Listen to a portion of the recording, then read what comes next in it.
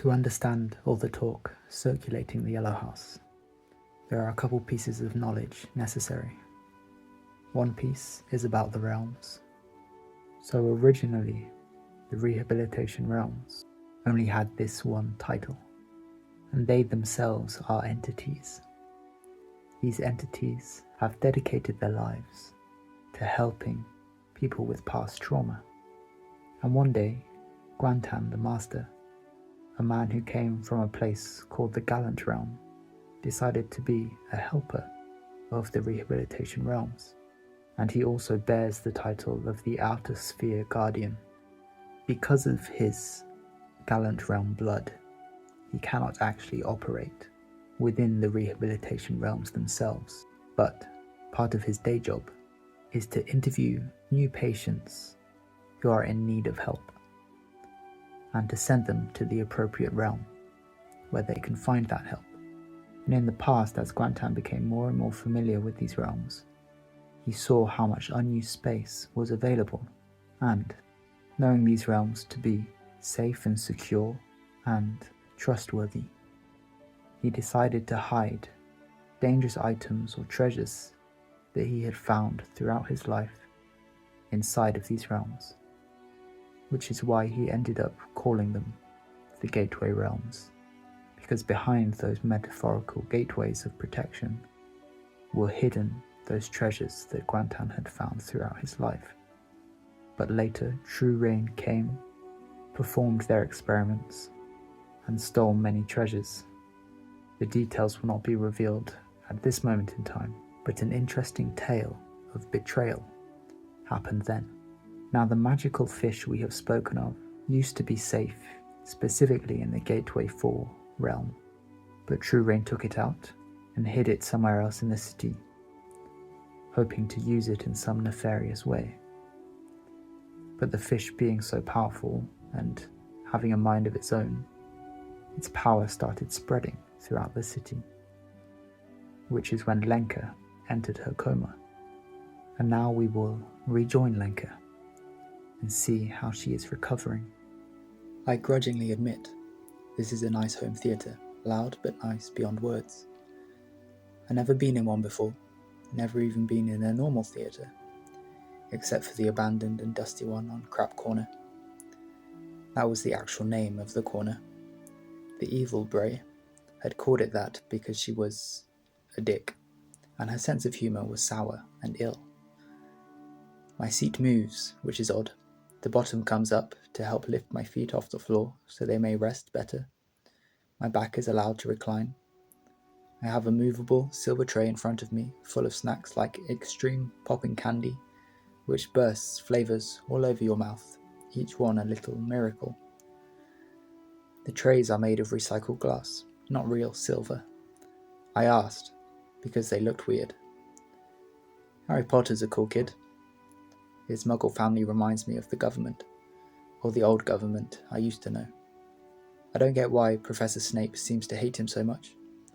The professor also reminds me of the government. Though these reminders unsettle me a touch, I have to admit, I could sit here forever. In a whisper, I'll say, I'm having so much fun. Bray keeps throwing popcorn at other people. At one time, this guy dressed all in red took his spear thing, stabbed her popcorn box and tossed it onto the other side of the room. We'd entered the home theatre alone at first, but more and more people were joining us over time. It made me nervous for a while, but I'm slowly settling, which I think is a good thing, and a right thing to be doing. Or should I be on my guard? It feels impossible to be on my guard. I don't want to be. I want to let go. But I can't. What should I do? Lenka stayed and enjoyed herself to such an extent she got lost in the moment and inadvertently let go. You know, Snape dies in the end, says Bray. Son of a... I respond. Just kidding, she jumps in.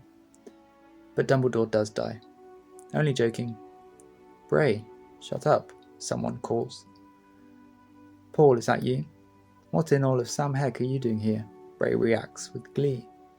She receives no reply while she tries to spot Paul in the crowd. He must be a secret fan of Harry Potter, Bray whispers to me.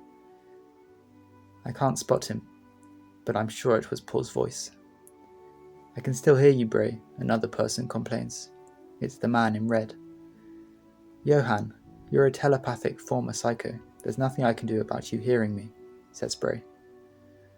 Good point, says Johan simply. Hours pass. I'm ensconced in a wizarding world, and yes, I've let go. As I sit here, I ponder over potential plot twists, or untimely deaths I hope never come to the characters on screen. My thoughts are not worrying over the sensation I'm feeling of growing lightness. What I mean is, I'm gradually feeling physically lighter. I swear my weight is changing, as if I'm becoming a child again. My assumption is that I'm settling, and the result is lightness. I'm coming back into reality. My memories will be next to return. For a moment I get distracted as Bray sniffs at the air around me. She's not crying again, is she? No, just sniffing. But why? Can you smell that? She asks. Smell what? I whisper back. Popcorn? No, a new smell. It's weird. You're weird. I know I'm weird, but this smell is even more bizarre, she tells me. I look and see there are others sniffing, as if they smell it too. I still don't, though I try to. What does it smell like? Burning honey. Burning honey, I exclaim, as I get an epiphany. Burning honey, the theatre crowd chimes in unison, coming to their own realizations. You can smell it then, says Bray. No, but I know why. In my apparently fake world, the streets were covered in beehives, and we'd often throw Molotov cocktails at them to destroy them. I'm so used to the smell of burning honey that I didn't notice it now. There's a reason for everything, Bray says with a wink. I nod and find myself chuckling away. Everyone forgets about the smell of burning honey. It isn't long, though, before the smell hits me, successfully this time, and I'm not the only one to have it invade my nostrils. The atmosphere shifts suddenly and someone presses pause. There's a hush, a heavy hush and a stench, until it's the only scent remaining and you can't help but take it in. Then the uncomfortable shuffling begins, and I start to think in my old ways. Wanting to check I haven't slipped back into my fake world, I ask the president a simple question. What time is it? Bray takes a peek at her analog watch. It reads 00:0, and then the last number is missing. It's 0 a.m. apparently. Something is the matter. Everyone starts to realize that something has gone wrong with time. Even the word gives me shivers. The evening has slipped away whilst we've been in the theatre. 5 minutes later it's been something past midnight, for at least 5 minutes, and the stench is ever potent. Naturally, I begin to worry I'm dreaming again. This is all one big joke after all. I'm going to wake up in some kind of torture chamber, I bet, with the evil Madame President back to haunt me at every hour of my existence. I guess I could simply be dead, and I'm in a twisted purgatory. If this is the case, honestly, I can't complain. I thought it would be worse. At least everyone is nice here. As anxiety-full as I am about this whole time freeze honey stench business. About the problem with time. The girls were on to Harry Potter and the Prisoner of Azkaban when the clocks struck 12, approximately 6 non-existent minutes ago. Midnight was upon them, suddenly taking hold and owning the very fabric of time, as it always did, but only, of course, for the midnight minute, and that minute alone. It was midnight's right. But something about tonight got midnight excited. Overly so, and like a Lego spider master builder, it owned time in a way which was foretold, but nevertheless forbidden. Midnight fed off the overpowering scent Lenka was leaking into the atmosphere and into the Yellow House stratosphere. Midnight began shaping, weaving, and cutting. She couldn't help herself, she was drunk on Lenka's fumes. Until, snip, the spider managed to accidentally cut a thread, which she never built. The next minute, 1 minute past midnight, was cut out of existence, and the spider fell through the hole into the abyss. Midnight is the spider's name, and she is lost in the dark.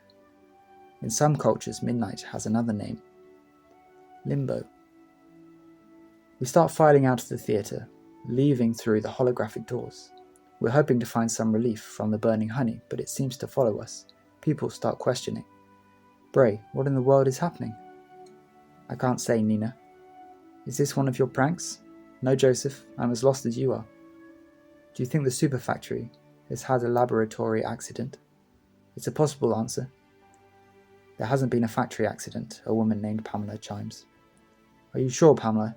I'm sure, Madam President. Well, I'm not 100% sure, but I'm at least 95% sure. I was working in the factory until 6 o'clock, and as far as I know, I was the last one to leave. I locked the doors on my way out, says Pamela, lifting a large golden key as proof. Why were you working so late? Bray questions.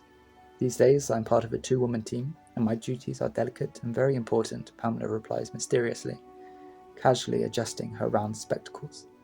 Though, I often work late, you know this, she adds. True. You're one of our finest, the President compliments with a wink. Anyone else got any suggestions? She then calls to the crowd gathered outside the theatre. I think our minds have been altered, the man in red screams the last word, and there is drama in his voice. He's the guy who earlier pierced Bray's popcorn box with his spear thing. No, Johann, that's your anxiety talking, Bray replies. When was your last session with the therapist? I told the therapist to suck a big one, Johann replies. You did what? Damn it, Johann. I'm sorry. She kept telling me it was all in my head. I was like, yeah, my head's awesome. Then she was like, I can't agree that your head is awesome right now, but hopefully by the time we've finished it will be. You have PTSD, Johann. Do you know what that is? I replied to such an accusation by calling her the C word, and that's the end of my story and my time with the therapist, says Johann with finality. I notice Bray's lips quirk and manifest some level of amusement before she questions the red guy further, manifesting some level of sternness.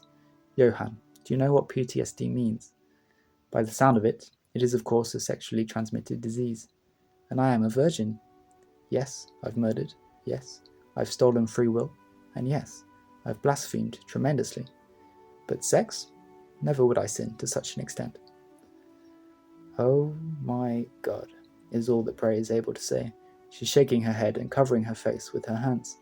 I can't tell if she's laughing or in complete despair. You got mad at the therapist because you thought she was accusing you of having sex, Bray shouts. The whole congregation is in on the conversation now. Sex with an unwashed genital, Johann responds in defense. There's so many things wrong with what you're saying, Johann, and PTSD is a frickin' stress disorder. You damn totin' dangus. A stress disorder? Johann mumbles. Yes, stress. Stress, not sex. Stress, not sex, that is correct. I didn't realize you had such convictions. What religion do you belong to? Bray asks. I don't remember what it's called, I only remember my mum saying something about my dad. Sleeping with someone, and that's the reason he went away. A hush falls on the congregation. Oh, says Bray. And I don't want something like that to happen again. I don't want someone else's dad to leave them if I sleep with someone. That's why I was so infuriated by the therapist, telling me I've done the unmentionable. Johann explains. Okay. There are a few things we should discuss, Johann, but for now, just know, I understand your perspective, Bray responds. Good. So you will fire the therapist. No, I won't fire the therapist. She's done nothing wrong. Johann gasps incredulously. You should fire yourself. Johann, take a breath. The therapist said you have PTSD, a stress disorder, not a sex disorder, Bray explains again. In that case, nobody has done anything wrong whatsoever, Johann chimes happily. Bray lets out a sigh of relief, and the congregation claps and begins to sing a hymn of thanksgiving for the gift of grace and revelation. Bray takes me aside and explains the deal with the guy in red, also known as Little Red Riding Undergarment, which seems a strange title to me, but there you go. We then return to the congregation and lead it through the halls, hoping for a sign or a reason. The honey stench stays like something sticky. Something else that stays is the quiet. In every corridor there's a hush, despite the growing population as bodies appear from rooms along with confused faces. Finally, a voice breaks the hush. Has anyone looked out a window? Man, why is it so dark? It's midnight, silly, someone else calls in return. Fine, but after twilight is after twilight. This is after twilight in the dark hole. Where's the light from the street lamps? Bray takes my hand. At first I try to pull away until I remember where I am. There's a window at a weird height on one of the beige walls. She takes me to beneath it and says, "I'm going to lift you up." Meanwhile, any other windows in the house are being occupied by the swarms as the news travels quick. Why would someone put a window there, I ask, for this unoccupied glass pane is at a useless height, and it's not like it looks pretty or is shedding light on any plants. Because it's funny, Madame President responds, lifting me into the air. With furrowed brows I peer through the glass. Does this window face the forest? I ask. No, you should be able to see some of the back garden and the pretty grass lights. Nope, nothing. Nothing? There are lights in the grass, pink and yellow. It's literally pitch black, Bray. Where's Grantan? Says the President to herself, bringing me down to my feet. I bet this has something to do with the realms again. Unless True Rainer put a big black cloak over the house as a prank? No. Maybe Soshi's boss has done some severe exterior decorating. Ah, Bray squeaks. I just don't know. First, Lenka, we find Grantan. He's probably admiring his catch.